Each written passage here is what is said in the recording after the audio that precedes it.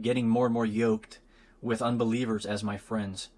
I allowed them to influence me, would pick at me, and because I was so upright and I would not say the things they did and I would not do the things they did, I felt like I wanted to fit in with them. However, I realized that I couldn't if I was still holding on to my Christian morals and beliefs. So what did I do? I gave in and I compromised. I even took the attitude that I would be able to do worse than they did, and I wanted to put them to shame in some ways. Can you imagine shaming somebody by doing wrong, evil things? And it got to the point where I remember a certain ungodly, sinful person who mentioned that basically Jared would do things when he's sober that I wouldn't even do when I'm drunk. I'll leave it to your imagination to think about the things I did when I was drunk. I grew so far away from God that I had almost completely shut off my conscience and choked it off from screaming at me, "Stop! Stop! Stop!" I always knew the way I was living was wrong.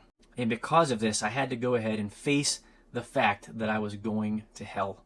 I just accepted the fact in an effort to be free to do what I wanted to do and to continue in my sin gladly. I was always still experiencing the guilt that came from sin.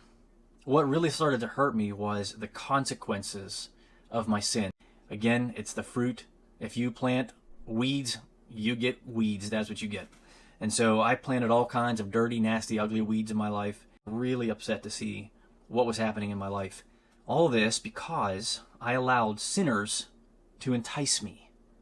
And I became yoked with them. And I even got married without God's permission to an unbeliever. 2 Corinthians 6:14-15 says, "Do not be unequally yoked together with unbelievers. For what fellowship has righteousness with lawlessness?